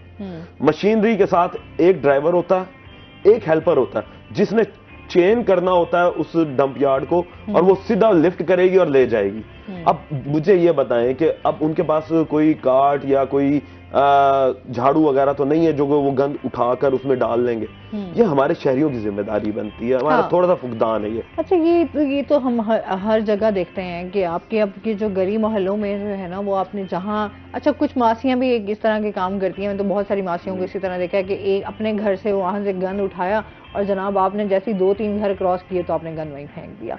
मतलब इस तरह की जो हम देखते हैं गैर जिम्मेदाराना जो है वो हरकतें होती हैं। मतलब आपने कभी भी इस चीज़ को नोटिस नहीं किया कि आप अपने घर को जिस तरह से साफ रखते हैं, आप अपने गली मोहल्ले को भी साफ रखें। आप अपने जो है साथ में आप अपने यहाँ पर रोड पे हम कितनी दफ़ा देखते हैं कि जो खाया पिया और उठाया आपने जैसे ही शीशा खोला और आपने रोड के ऊपर फेंक दिया। अच्छा, चाहे बहुत सारे ऐसे लोगों के लिए मैं देखती हूँ कि आप जो गंद फेंक रहे होते हैं वो समटाइम लोगों के ऊपर भी गिर रहा होता है। तो मतलब ये इस तरह की जो एक्टिविटीज़ हैं कभी भी जो है ये आपको एक अच्छा शहरी नहीं साबित कर पाती कि अगर आप इस तरह, और बहुत पढ़े लिखे लोग जो हैं वो इस तरह की हरकतें कर रहे होते हैं। यकीन करें बहुत अफसोस होता है कि जब हम ये कह रहे होते हैं कि हम तालीम हासिल कर रहे हैं तो हम अपनी तरबियत कैसे कर रहे हैं या हम अपने बच्चों को क्या सिखा रहे हैं। तो समटाइम ये होता है कि हम बच्चों को भी कह देते हैं कि अच्छा जी रैपर उठाएं, आपने गाड़ी में क्यों फेंके, आप बाहर फेंको। तो बाहर जब जाहिर सी बात है, बाहर अगर आप रोड पे हैं, बाहर कहीं आप बैठे हुए हैं जैसे पार्क वगैरह हो गए, तो हम लोग वहाँ पर भी नहीं ध्यान करते कि अभी कहीं घूमने फिरने गए हैं तो वहाँ पर भी हम गंद फैला देते हैं। तो लिहाजा ये हमारा प्यारा मुल्क है, हम सब ने मिलकर जो है इसका ख्याल रखना है। तो सलमान आपका बहुत शुक्रिया, आप हमारे साथ रहे। और इसके साथ ही नाज़रीन अभी हमने जाना है ब्रेक पे। जब हम ब्रेक से वापस आएंगे तो हमारे साथ कुछ और गेस्ट मौजूद होंगे।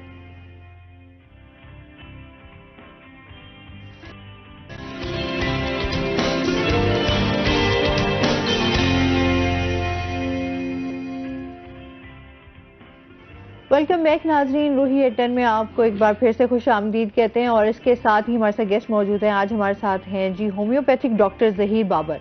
अस्सलाम वालेकुम, कैसे हैं आप? ठीक ठाक हैं? वेलकम करते हैं अपने शो में आपको। आज इनसे हम बात करेंगे जो सीजनल हम बात करते हैं ना, बीमारियां फैली हुई हैं इस टाइम, एलर्जी है, नज़ला ज़ुकाम है, खांसी है, तो इनसे किस तरीके से बचा जा सकता है, क्या एहतियात करनी चाहिए और किस तरह की मेडिकेशन जो है वो इसके लिए ज़्यादा बेहतर हो सकती है। अच्छा, हम हमेशा बात करते हैं ना एलोपैथिक और होम्योपैथिक में क्या फ़र्क है। अच्छा होम्योपैथिक जो मेडिसिन हैं वो किस तरीके से आपको फ़ायदा दे सकती हैं, एलोपैथिक मेडिसिन आपको किस तरीके से नुकसान पहुंचाती हैं या फ़ायदे देती हैं। तो आज हम सर से ये भी जानेंगे कि एलोपैथिक और होम्योपैथिक जो ट्रीटमेंट है इसमें क्या फ़र्क है। जी, सबसे पहले तो मैं आपका शुक्रिया अदा करता हूँ कि आपने अपने प्रोग्राम में मदऊ किया मुझे। और दूसरा जो आपने सवाल किया है कि इनमें क्या फ़र्क है, होम्योपैथिक के जो तरीका इलाज है तकरीबन 200 साल से पूरी दुनिया में इस्तेमाल हो रहा है। और इसमें सबसे अहम और जो आम लोगों के लिए समझने वाली बात ये है कि ये इंतहाई तहकीक के बाद और बहुत सारे तजर्बात के बाद इसकी मेडिसिन जो है वो शुरू की गई थी। और 200 साल से तकरीबन आप देखें हमारी एक भी मेडिसिन आज तक बंद नहीं हुई। ठीक है। और इसके मुकाबले में जो दूसरे तरीके इलाज हैं उनकी आप देखें कि आए दिन कोई ना कोई मेडिसिन बैन हो जाती है पूरी दुनिया में, जिसके साइड इफ़ेक्ट्स देखने में सामने आते हैं। बल्कि एक मेडिसिन तो मैं देख रहा हूँ पिछले 30 या 35 ईयर से बहुत ज़्यादा यूजेस में थी, स्टमक की मेडिसिन एलोपैथिक की। और 35 ईयर से मैं तो इतने ज़्यादा स्टोर्स पे उसकी सेल थी और बहुत ज़्यादा, और जिससे पूछा जाए वही मेडिसिन का नाम लेते थे। फिर अचानक उनकी जो जर्नल आया बरतानिया का, उसमें उन्होंने बताया गया कि इस मेडिसिन से जो है वो कैंसर हो रहा है लोगों को, अच्छा। तो वो बंद कर दी जाए। तो फिर मेडिसिन बंद कर दी। तो होम्योपैथिक में ऐसा कोई नहीं है। सही है, हमारी मतलब मेडिसिन क्योंकि नेचुरल तरीके से तैयार की जाती है और ये आम रोज़मर्रा के इस्तेमाल की चीज़ों से भी बनती है और दूसरे जो पौधे नबातात हैं उनसे भी तैयार की जाती है और इसके किसी किस्म के कोई साइड इफ़ेक्ट नहीं है। कोई आज तक किसी भी किस्म का कोई साइड इफ़ेक्ट देखने में नहीं आया। हालांकि आप देखें कि एलोपैथी के या जो यूनानी अद्वियात हैं इनको प्रेगनेंसी में बहुत सारी मेडिसिन देने से मना कर दी जाती है। हाँ। होम्योपैथी की मेडिसिन हमारी प्रेगनेंसी में भी इस्तेमाल करवाई जाती है, बिल्कुल सेफ मेडिसिन होती है। हाँ ये है कि लेकिन डॉक्टर के मशवरे के बाद हाँ इस्तेमाल करवाएंगे। खुद से डॉक्टर बनने की जरूरत नहीं है, खुद से डॉक्टर नहीं, लेकिन किसी भी मेडिसिन के लिए आप अच्छे लिए होम्यो डॉक्टर से जरूर मशवरा करेंगे। क्योंकि आजकल जो ट्रेंड चल रहा है ना, देखें कि यूट्यूब पे या फेसबुक पे या टिकटॉक पे बहुत सारे लोगों ने अपने कमेंट्स दिए होते हैं या अपने नुस्खे बताए हुए होते हैं और वो हमारे लोग जो है वो उसको देखकर शुरू कर देते हैं। अच्छा, क्योंकि वो बताते हैं इस तरीके से। अब आपको नोयत तो पता नहीं है कि एक्चुअली आपके साथ और क्या क्या प्रॉब्लम्स हैं। मतलब अगर एक बीमारी से रिलेटेड वो आपको बता रहे हैं तो आपको नहीं पता, खुद को भी नहीं आइडिया कि आप कितनी मजीद और बीमारियों के साथ भी अटैच हैं, जिस तरह आजकल ब्लड प्रेशर, शुगर और ये भी तो बहुत तेजी से फैल रही हैं ये बीमारियां। इसके अलावा देखें कि एज फैक्टर बड़ा काउंट करता है। आप बच्चे को अगर 6X में आप मेडिसिन दे रहे हैं तो बड़े को वही मेडिसिन 30 पोटेंसी में या 200 पोटेंसी में देंगे और सम टाइम हम 1M में भी देते हैं। तो ये सारी पोटेंसी और क्यू पोटेंसी में इसको मैनेज करना जो एक अच्छा होम्योपैथी कर सकता है। आपको अगर कोई डिजीज़ खुदा ना खास्ता है और आप उसको देखकर इलाज अपना खुद से सेल्फ मेडिकेशन शुरू कर देते हैं तो मेरा ख्याल है उसको बजाय फ़ायदा देने के आपको कभी ना कभी उसका नुकसान हो सकता है। अच्छा, जिस तरह अभी वायरल विंटर्स हैं तो आप क्या समझते हैं कि विंटर्स में नज़ला, जुकाम, खांसी ये तो अटैच है ना? हाँ। ये तो आपको जब तक ये सीजन है तब तक ये चीजें आपके साथ चलती रहेंगी। देखें, मैं ना इसमें एक बहुत सादा सी बात आपको बता देता हूँ कि आजकल जो भी नज़ला, जुकाम, खांसी वगैरह है ये एक तो कोल्ड एलर्जी की वजह से है, क्योंकि ठंडी हवा जब हम सांस लेते हैं और गर्म कमरे से उठ के बाहर ठंडक में जाते हैं उस वक़्त ये हमें एक एलर्जी का अटैक होता है। नाक के ज़रिए से जाकर फेफड़ों में वो ठंडक एकदम से जब जाती है तो फिर वहाँ पर जाकर इसका असर फौरी हो जाता है और नाक बहना शुरू हो जाता है, छींकें आती हैं और इसके बाद फिर अगला स्टेप जो है वो खांसी का है कि बाद में खांसी हो जाती है और सम टाइम ये खांसी इतनी ज़्यादा हो जाती है जिसे हम व्हूपिंग कफ या काली खांसी कहते हैं। काली खांसी जो है ये इसका कलर खांसी का तो नज़र नहीं आता, लेकिन इसको काली खांसी इसलिए कहा जाता है कि इससे खांस के मरीज़ का जो चेहरा है वो काला होना शुरू हो जाता है और वो उसके जो फेंट हो जाता है उसका कलर जो है खांसी का उसके चेहरे का, तो इसलिए उसे काली खांसी कहा जाता है। तो होम्योपैथिक में अल्हम्दुलिल्लाह इसका बहुत अच्छा इलाज है। वायरल जो कोल्ड है या फ्लू है इसमें हमारी जो है मेडिसिन बहुत अच्छा काम करती हैं और फौरी आपको एक दिन में रिलीफ मिल जाता है। जी। अच्छा, क्योंकि अभी कोविड के हवाले से भी जो है वो दोबारा से कहा जा रहा है कि कोविड की एक और लहर जो है वो आ चुकी है पाकिस्तान में भी। अच्छा, अभी आप क्या समझ रहे हैं ये जो खांसी है, जुकाम है, क्या आया ये कोविड का ही निशानी है या ऐसा नहीं है कि कोविड की जो अब आप देखें पिछले जो कोविड ने 2-3 साल पूरी दुनिया को डिस्टर्ब रखा है, उसके बाद अल्हम्दुलिल्लाह पूरी दुनिया के जो है मेडिसिन कंपनीज हैं उन्होंने बड़ी अच्छी वैक्सीन तैयार की हैं और उसके लाखों नहीं मैं तो कहूँगा करोड़ों लोगों को वैक्सीनेट किया गया है। तो उसके बाद कोविड का ऐसा वैसा तो हमला नहीं हो सकता जैसा पहले हुआ था, कि जो लोग वैक्सीनेशन करवा चुके हैं वो तो अब किसी हद तक सेव हो चुके हैं। तो अब जो नेक्स्ट है, हाँ ये आप कह सकते हैं कि ये मौसमियाती तब्दीलियों की वजह से असरअंदाज हो रहे हैं लोगों पे, असरात आ रहे हैं। क्योंकि आप देखें ये हमारा खित्ता जो है ये गर्म खित्ता कहलाया जाता था और इसमें इतनी ज़्यादा सर्दी या ठंड नहीं पड़ती थी। तो अब ये क्योंकि पोल्यूशन की वजह से है या किसी और वजह से बहुत ज़्यादा इधर सर्दी जो है वो पड़ना शुरू हो गई है, और उस वजह से हमारे जो फिजिक है, बॉडी है, इस खित्ते के रहने वाले लोगों का मिजाज है वो है सर्द मिजाज पहले से ही, क्योंकि हमें गर्मी बर्दाश्त करने की अल्लाह ताला ने एक सलाहियत दी हुई है इस खित्ते के लोगों को, और ज्यादा ही दी हुई है। और इसलिए हमारा जो मिजाज है, हमारा बॉडी का जो टेम्परेचर वो सर्द तबीयत है। हम सर्द होंगे तो गर्मी महसूस कर बर्दाश्त कर लेंगे। और अब अगर सर्द मिजाज में इतनी ज़्यादा सर्दी आ जाए तो फिर वो जो है तबीयत में नागवार गुजरती है और वो बीमारियों को जल्दी। अच्छा, हम अभी मुझे जो है एक क्वेश्चन भी आया है कि अब हमें जो है वो टेस्ट नहीं आ रहा मुनीब, ऐसे ही है टेस्ट का कोई इशू हुआ है जिसकी वजह से जो है वो कुछ आपको जो है आपको पता नहीं चल रहा कि आप क्या खा रहे हैं, क्या पी रहे हैं, तो उस ये बताएंगे ये क्या रीजन है? कोई स्टमक इशू है या? मैं बता देता हूँ, इसमें स्मेल और टेस्ट ये सम टाइम ऐसा हो जाता है कि आपको स्मेल भी नहीं आ रही होती किसी चीज़ की और टेस्ट भी नहीं आ रहा होता। तो इसमें होम्योपैथिक में बहुत ही अच्छा इलाज मौजूद है और ऐसी मेडिसिन है जो आप अच्छा ये कोविड, बाज लोग ये समझते हैं कि ये कोविड की भी कोई सिम्टम है। मुझे कोरोना हुआ था तो मेरी स्मेल भी चली गई थी और मेरा टेस्ट भी चला गया था और मुझे कुछ नहीं समझ आ रहा था, सारी चीजें मिक्स हो रही थी। मैं कहती यार मैं अच्छा मैंने बहुत ज्यादा परफ्यूम लगा के अपने कि यार मुझे कुछ क्यों नहीं स्मेल आ रही। अच्छा, उसी के कुछ टाइम बाद जो है मुझे फील हुआ कि यार मेरा टेस्ट भी चला गया है, मतलब मुझे नहीं पता चल रहा मैं क्या खा रही हूँ, क्या पी रही हूँ।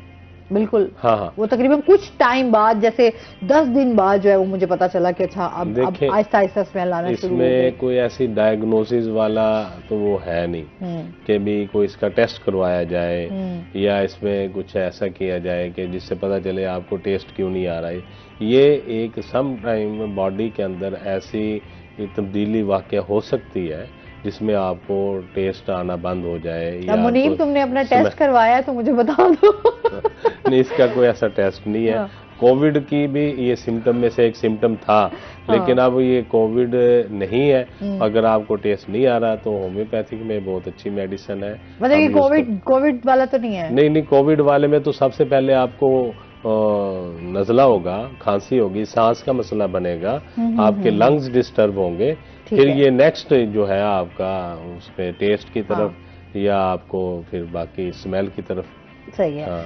अच्छा जी, मतलब इसके साथ ये आप क्या करना चाहिए, कोई एहतियात करनी चाहिए कि खाना पीना आपका कोई डाइट वगैरह कोई? सबसे पहले तो ये है कि आप अगर आजकल के मौसम में जिस तरह के धुंधें बहुत पड़ रही हैं और सर्दी की शदीद लहर आई हुई इस खित्ते में, कम से कम एक दफ़ा ज़रूर आप स्टीम ले लें। ठीक है। और दूसरा, घर के अंदर हीटर का इस्तेमाल कम करें। अगर आप हीटर चला रहे हैं तो उसके ऊपर एक बर्तन में पानी डाल के रखें ताकि वो आपका जो बिल्कुल ड्राइनेस ना हो, तो माहौल जो है, ऑक्सीजन जो आप ले रहे हैं घर के अंदर वो बिल्कुल खुश्क ना हो जाए, ड्राई ना हो जाए। तो इसमें थोड़ी सी नमी होनी चाहिए। तो अगर आप बिल्कुल अपने ड्राई माहौल में सांस ले रहे हैं और बहुत ज़्यादा हीटर इस्तेमाल कर रहे हैं तो फिर उससे कोई ना कोई मसला ज़रूर हो सकता है। हाँ, तो इससे एहतियात ज़रूर करें।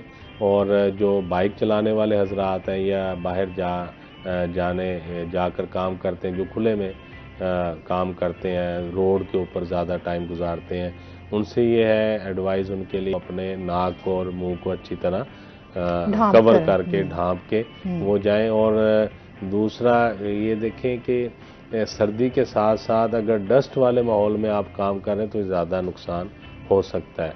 तो इसलिए चेहरे को और नाक और मुंह को स्पेशली आप ज़रूर ढांप के बाहर निकलें। सही।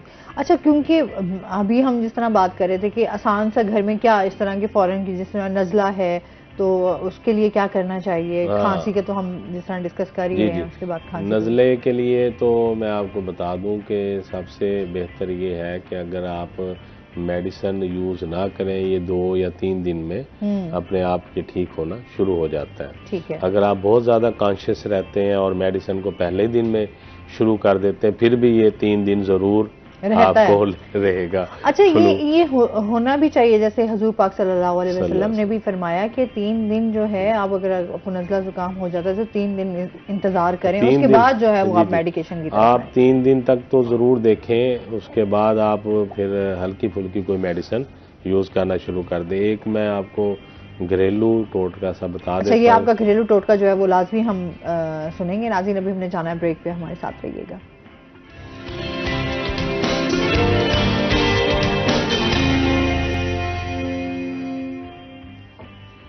वेलकम बैक नाज़रीन, रोही एट 10 में आपको एक बार फिर से खुशामदीद कहते हैं। और उसके साथ ही ब्रेक के बाद जो है हमारे साथ गेस्ट में मौजूद हैं, उनका तारुफ करवा देती हूँ। प्रोफेसर अशरफ जावेद मलिक साहब हमारे साथ मौजूद हैं, जो कि एजुकेशनिस्ट हैं। अस्सलाम वालेकुम, कैसे हैं आप? ठीक ठाक हैं?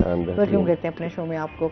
अच्छा जी, इनसे जो है हम एजुकेशन के हवाले से बात करेंगे। अभी हम जो है सर से जान रहे थे इनके घरेलू टोटके के हवाले से। जी, इसमें जो आप देखें कि नज़ला ज़ुकाम के लिए एक आप रूटीन में अगर एक दिन छोड़ के एक दिन ही स्टीम ले लें घर में, और यूकलिप्टस यानी सफ़ेदे का जो दरख्त है, हाँ, उसके 2-3 पत्ते अगर भाप में या पानी में, गर्म पानी में डाल लें तोड़कर, ठीक है, या उसकी स्किन है जो दरख्त की वो आप डाल लें, और फिर उससे अगर स्टीम ली जाए तो वो आपके लंग्स पे और एयरवेज जो है, हाँ, जहाँ से आपको कंजक्शन हो जाती है, समटाइम सांस लेने में दुश्वारी होती है, तो वो पानी में डाल के आप उसकी स्टीम लेंगे तो इंशाअल्लाह ताला पहले दिन में रिलीफ मिल जाता है। सही, सफेदे के पत्ते जो है वो तो हर घर में वैसे होम्योपैथी की मेडिसिन यूकलिप्टस भी है। हाँ, अगर वो क्यूबटेंसी में आप ले लें, अगर पत्ते नहीं दस्तियाब, ठीक है, तो वो क्यूबटेंसी में यूकलिप्टस आप लेकर उसके 10 कतरे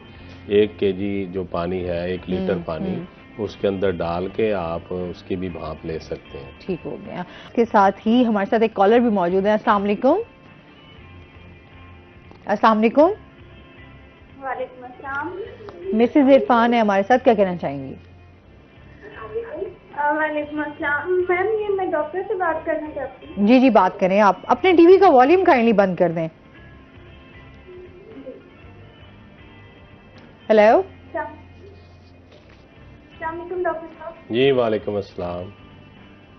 डॉक्टर, मैं आपसे इलाज के सिलसिले में बात करना चाहती हूँ। 14 साल हो गए हैं मेरी शादी को, तो मैंने टेस्ट वगैरह करवाए हैं, मेरी एक ट्यूब ब्लॉक है, तो ये होम्योपैथिक में इसका इलाज हो सकता है? जी जी बिल्कुल है। आपकी एज कितनी बताई आपने?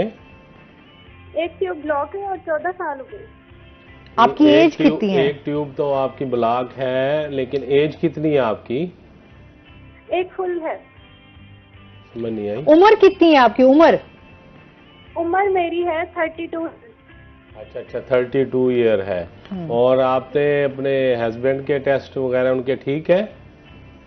हाँ जी, मैंने एनालिसिस 84%।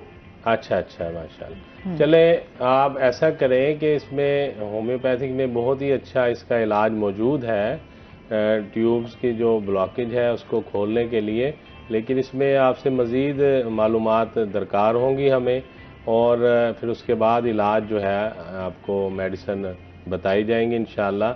आप उसे यूज़ करेंगे तो कुछ ही अरसे में ये ठीक हो जाएगा। और कुछ पूछना चाहेंगी?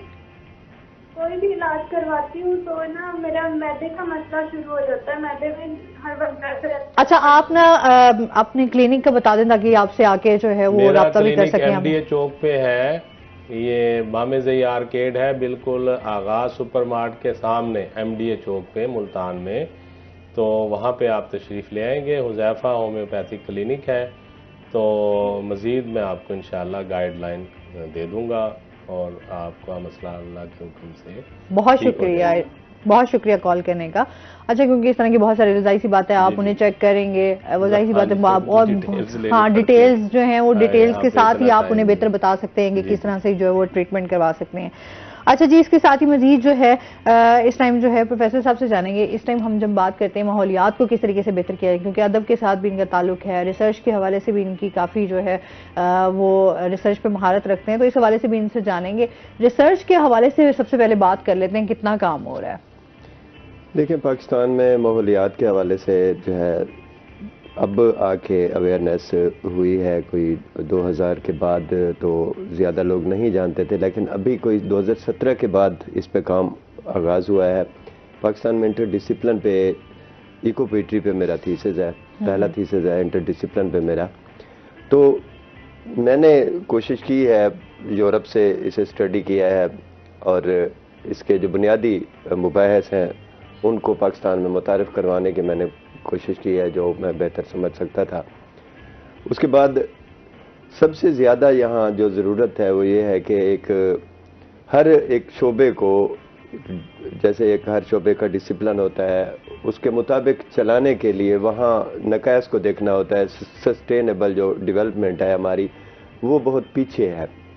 तो वहाँ हमें सफाई सुथराई के निज़ाम को भी देखना होता है। जमालियाती हवाले से भी हमें देखना होगा कि वहाँ हम हुस्न तरतीब जो है ज़िंदगी का, उसके बगैर हमारा जो ज़िंदगी को गुजारने का निज़ाम है उसमें तरतीब नहीं आती, बेहतरी नहीं आती, उसको देखना होता है। तो इस हवाले से रिसर्च आर्टिकल्स भी मेरे हैं, जिसमें सबसे ज़्यादा हमें फितरत के मुताबिक जो कवानीन फितरत हैं, परिंदे आप देखें सुबह जागते हैं, रिज़्क़ के लिए निकलते हैं, वापस आते हैं, तो हम इंसान वाहिद हैं जो देर से सोते हैं और सुबह जो है ना अक्सर हम कम जागते हैं वक्त पर। तो हमें जो है ना कवानीन कुदरत के निज़ाम के मुताबिक चलना होगा। अगर हम इसकी पाबंदी सही तरह से करेंगे तो हम दुनिया में बेहतर तौर पर आगे बढ़ सकते हैं। तो उसमें सफाई भी है, डिसिप्लिन भी है, कवानीन कुदरत के साथ इंसाफ करना भी है। फिर इसमें आ जाता है माहौलियाती आलूदगी का जो निज़ाम है। तो हमारे यहाँ बहुत ज़्यादा बेएहतियाती या बद एहतियाती कह लें की जा रही है माहौलियात के साथ। यहाँ सफाई का तो ख्याल रखा ही नहीं जा रहा। वहाँ बहुत सारी गाड़ियाँ जो है वो मेंटेनेंस के बगैर सड़कों पर रवां दवा हैं, और कार्बन है, ऐसे अनासर हैं। आप देखें कि हमारे जो नदी नाले हैं उनमें हम गंदा पानी सीवरेज का वो शामिल कर रहे हैं, सब्जियाँ उसी में हम काश्त कर रहे हैं। तो यहाँ डॉक्टर साहब भी बैठे हैं, तो आप देखें कि उन्हीं में से जो नॉन हाइजेनिक जो ग़िज़ाएँ हैं हम वो खा रहे हैं, जहर हम खा रहे हैं। तो साफ ज़ाहिर है हम तेज़ी से मौत की तरफ रजू कर रहे हैं। तो इनको ख़त्म करने के लिए हमें बेहतर नसीहत के असूलों पर अमल करना होगा। तो मेरे कोई तकरीबन 7-8 रिसर्च आर्टिकल्स हैं जब से मैंने डॉक्टरेट किया है। तो मेरी कोशिश ये है कि पाकिस्तान में मेरे सबसे ज़्यादा इस हवाले से मुतारिफ भी मैंने इसे करवाया, और 8 आर्टिकल्स अब तक मेरे शाये हो चुके हैं। तो ये तो मेरा रिसर्च का काम है, माहौलियात का भी मैंने आपको बता दिया। अच्छा, इसके साथ साथ अगर हम बात करें कि जिस तरह से अब टेक्नोलॉजी एडवांस होती जा रही है, आप तालीम को भी हम थोड़ा सा इस हवाले से देंगे हैं कि आप क्या समझते हैं अभी जो हमारी तालीमी निज़ाम है उसमें किस हद तक जो है वो बेहतरी आ रही है और हम तरक्की की तरफ जा रहे हैं? देखिए, जैसे माहौलियात के हवाले से मैं बात कर रहा था, देखिए पानी या बहुत सारे ऐसे अज्जा हैं जिन्हें रिसाइकल होने की ज़रूरत है, जो ज़रूरियात की हमारी जो नेसेसिटीज़ हैं पानी को, जैसे तो ऐसे तालीम को भी मैं समझता हूँ रिसाइकल होने की ज़रूरत है। हम जो तालीम हासिल कर रहे हैं बहुत कारामद नहीं, तो उसमें कमियां हैं अभी। सही। अच्छा जी, हमें नए सब्जेक्ट्स मुतारिफ करवाने की भी ज़रूरत है। ठीक है जी, मजीद भी आपसे जानते हैं। नाज़रीन, अभी हमने जाना है ब्रेक पे, हमारे साथ रहिएगा।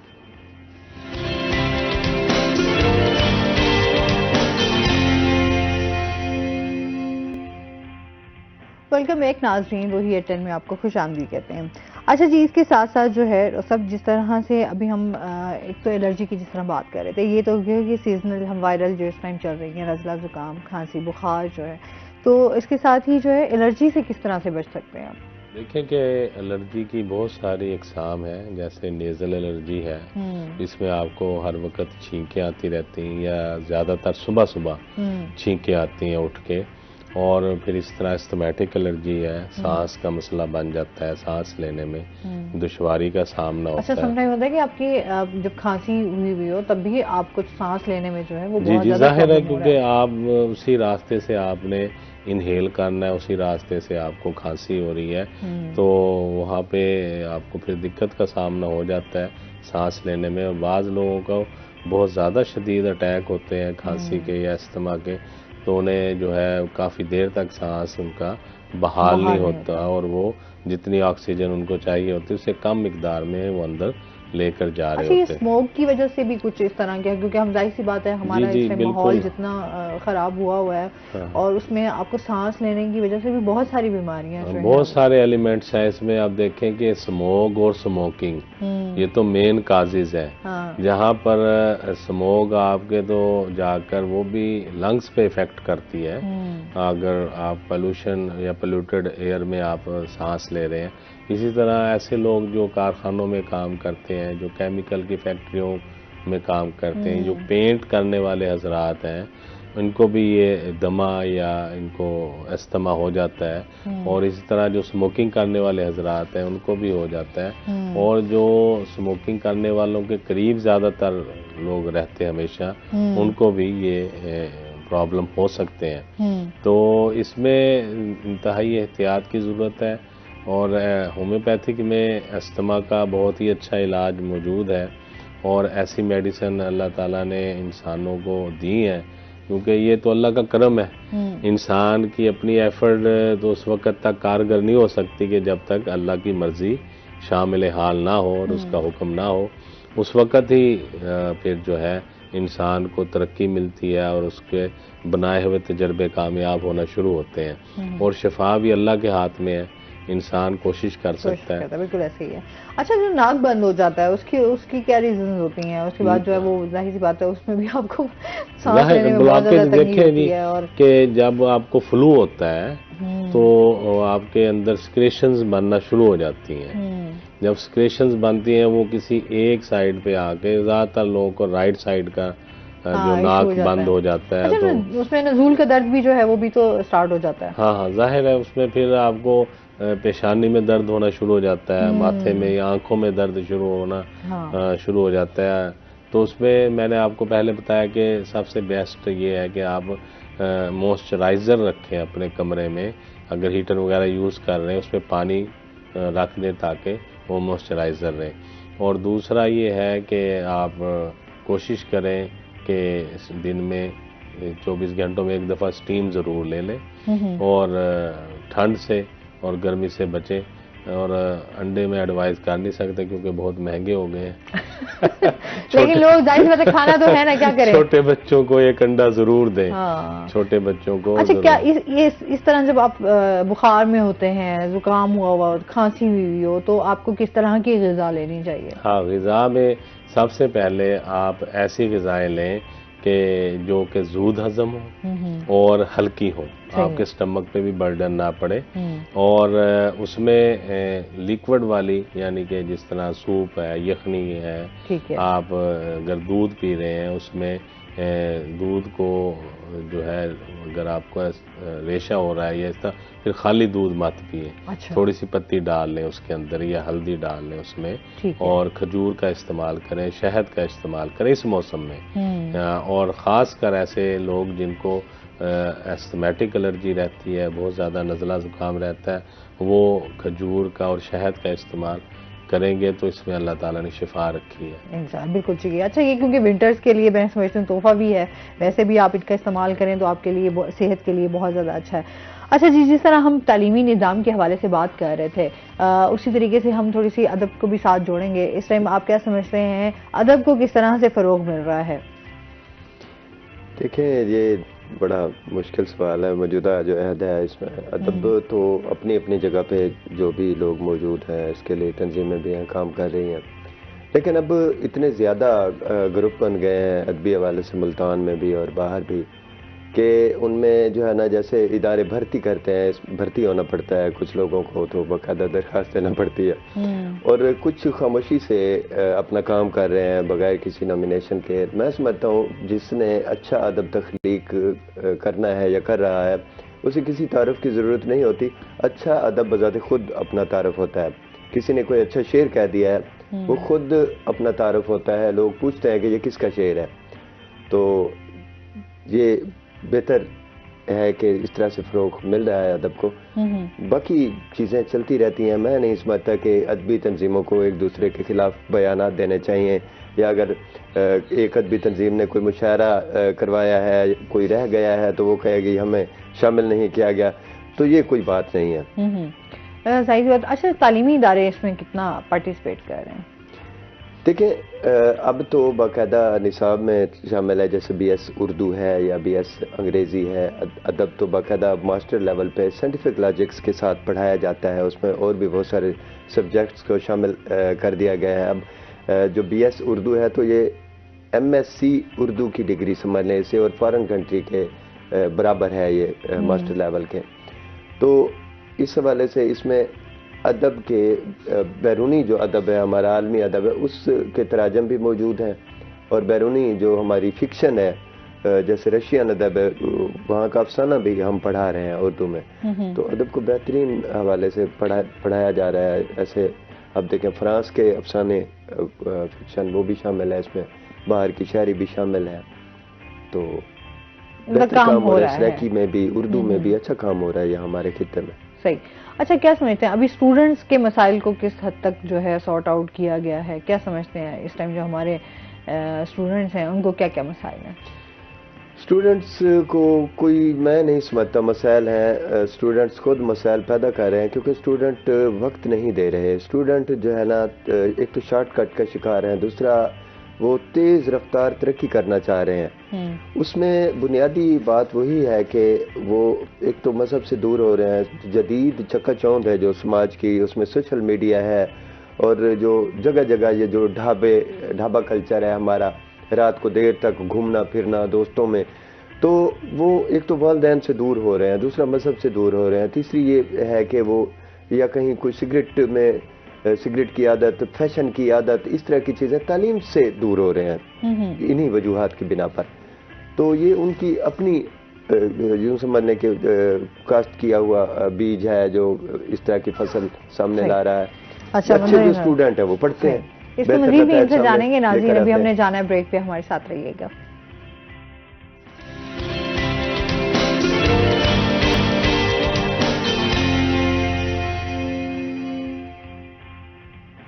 वेलकम बैक नाज़रीन। अच्छा, एक तो हम जिस तरह बात कर रहे हैं कि आपने कोई मेडिसिन खा रहे होते हैं, जैसे हम लोगों को ज़्यादा इस्तेमाल है अब ज़्यादा मेडिसिन का है, तो आप क्या समझते हैं स्टमक के जो मसाइल हैं उसकी वजह से कितना इफेक्ट पड़ता है?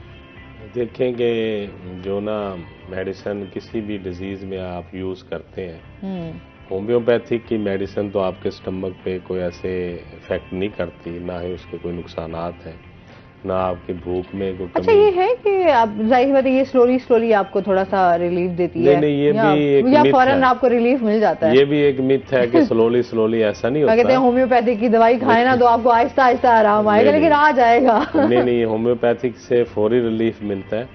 मेरे पास तो बेशुमार ऐसे एक्सपेरिमेंट मौजूद हैं जो क्लिनिक पे पेशेंट आता है और चंद ही लम्हों में अल्हम्दुलिल्लाह उसको रिलीफ मिल जाता है। पेट दर्द के पेशेंट बहुत सारे ऐसे आते हैं कि वो पेट पकड़ के दोहरे हुए होते हैं और हम उन्हें 2 कतरे पिलाते हैं मेडिसिन के, तो वो फौरी तौर पर विदिन 5 to 10 मिनट वो ठीक हो जाते हैं। और इसी तरह प्रोस्टेट के पेशेंट है जिनका बिल्कुल यूरिन बंद हो चुका होता है, वो तो मेरे बल्कि ये पिछले दिनों एक केस आया, 75 ईयर ओल्ड मेरे पास आए हैं, तो पेशेंट तो उनको बिल्कुल पेशाब की बहुत ज़्यादा तकलीफ़ थी, यूरिन बंद था उनका, प्रोस्टेट जो है वो बढ़ गया था, तो मैंने उनको मेडिसिन दी है तो 10 मिनट में उनका यूरिन पास आउट हो गया, तो वो अल्हम्दुलिल्लाह काफ़ी रिलीफ मिला। तो इसी तरीके से हम ये नहीं कहते कि भी एमरजेंसी में अगर आप हमारे पास ही आएँ, लेकिन हमारे पास बहुत सारी एमरजेंसीज़ का इलाज मौजूद है, लेकिन सम टाइम ऐसा होता है कि हम मरीज़ को खुद रेफ़र कर देते हैं कि आप निश्तर हॉस्पिटल में या किसी करीबी क्लिनिक में जाके फ़ौरन जो है कैथीटर लगवाएं ताकि आपका पेशाब जो है वो फौरी रिलीज़ हो, निकले, और फिर उसके बाद हम इलाज शुरू कर देते हैं। इस तरह के और भी काफ़ी मसाइल हैं, ऐसी बीमारियाँ जिनको हम फौरी तौर पर या कार्डियोलॉजी में रेफ़र कर देते हैं या निश्तर भेज देते हैं। अच्छा, बीमारी किसी भी तरह की हो उसका जो है होम्योपैथिक के साथ जो है ट्रीटमेंट किया जा सकता है? जी बिल्कुल किया जा सकता है। होम्योपैथिक में हर किस्म की बीमारी का इलाज मौजूद है, लेकिन क्योंकि हमें अब एक अंदाज हमारा बन गया, एक स्टाइल बन गया है। हर आदमी को बहुत ज़्यादा जल्दी होती है और वो पसंद करते हैं कि अगर उन्हें बुखार हो गया या नज़ला हो गया, खांसी हो गई है, वो कहते हैं फ़ौरन टीका लगवाएं, इंजेक्शन लगवाएं और शाम तक हम ठीक हो जाएं, जो कि कुदरत के कानून के भी खिलाफ है कि एक बीमारी अगर आपको खुदा न खास्ता कोई तकलीफ हुई है, आप उसको जैसे जैसे वो एक दिन में नहीं तकलीफ कोई भी हो जाती। अगर किसी को टॉन्सिल्स बढ़ गए हैं तो वो एक दिन में नहीं बढ़ते, उसमें भी 3-4 दिन लगते हैं। एहसास आपको उस वक्त होता है जब आप बिल्कुल बेबस हो जाते हैं और तकलीफ ज़्यादा शदीद हो जाती है, आवाज़ भद्दी हो जाती है, खांसी आना शुरू हो जाती है, गले में दर्द, फिर उस वजह से बुखार हो जाता है। तो फिर आप कहते हैं जी मेरा गले ख़राब, मैं फ़ौरन इंजेक्शन लगवा लूं और शाम तक ठीक हो जाऊं। अच्छा, क्योंकि हमारी ज़िंदगी में एंटीबायोटिक्स का इस्तेमाल भी बहुत ज़्यादा हो चुका हुआ है ना। हमने कोई भी हमें इस तरह का होता है तो हम फ़ौरन से कहते हैं बस एंटीबायोटिक्स लें और फिर देखिए एंटीबायोटिक्स के जो नुकसानात में सबसे बड़ा नुकसान ये है कि वो आपकी इम्यूनिटी को डिस्टर्ब कर देती है और कम कर देती है। जो बॉडी के अंदर एक सलाहियत मौजूद होती है बीमारियों के खिलाफ लड़ने की और उसको कुदरती तौर पे ठीक करने की, वो आप एंटीबायोटिक से जो कि फौरी तौर पे ठीक होने के चक्करों में हम उस सलाहियत को कम करना शुरू कर देते हैं और वो कुव्वत मुदाफ़ियत कम। और आप देखें कि कोविड में जो हलाकतें हुई हैं, जो लोग जहाँ बहक हुए हैं, वो ऐसे लोग थे जिनमें इम्यूनिटी बहुत ज़्यादा कम थी। बिल्कुल ऐसे ही है। यहाँ वही बात आ जाती है कि एंटीबायोटिक्स का ज्यादा इस्तेमाल वो आपकी सेहत को उसी तरीके से नुकसान फौरी तौर पर आप मेडिसिन की तरफ ना जाएं। अगर आपको ये छोटी मोटी तकालीफ शुरू हो गई है, कोई नज़ला जुकाम, खांसी, बुखार है या कोई दर्द है, आप 1-2 दिन कोशिश करें कि उसको बर्दाश्त करें, तो वो खुद ब खुद ही एक कुदरत का निज़ाम है, वो ठीक होना शुरू हो जाती है। सर बहुत शुक्रिया आपका, आप हमारे साथ रहे। और कोई मैसेज देना चाहें हमारे व्यूअर्स को? मैसेज ये है कि आप एहतियात करें इस मौसम में, जो शदीद तरीन सर्दी की लहर है, इसमें आप बाहर निकलते हुए अपने चेहरे को ढांप के रखें और बच्चों को ख़ास तौर पर आप दूध गर्म में शहद मिला के पिलाएं, अंडे का इस्तेमाल करवाएं और यखनी वगैरह आजकल के मौसम में अब ज़रूर दें ताकि इससे आपकी सेहत बेहतर रहेगी। बहुत शुक्रिया। आप कुछ कहना चाहेंगे? मैं यही कहूँगा कि फोक स्मोक की बात कर रहे थे, तो इससे ये होता है कि मौजूदा जो रिसर्च सामने है, ये 1.5 से 5 साल तक जो औसतन ज़िंदगी है इंसानी वो कम हो रही है। तो क्योंकि इसमें आलाइशें होती हैं तो इससे बचना चाहिए, मास्क का इस्तेमाल ज़रूरी है। और बाकी रही तालीम के हवाले से, तो नौजवान नस्ल को फोकस करना चाहिए अपनी एजुकेशन पे, उसके बाद आगे अपने रोजगार की तरफ आना चाहिए। पहला जो मकसद है वो तालीम होना चाहिए। बिल्कुल, बहुत शुक्रिया आप दोनों गेस्ट का। और इसके साथ ही नाज़रीन, आज का शो यहीं पे खत्म हुआ। अपना बहुत सारा ख्याल रखिएगा, दुआओं में याद रखिएगा। इंशाल्लाह ज़िंदगी ने साथ दिया तो सुबह आपसे फिर मुलाकात होगी। अल्लाह हाफ़िज़।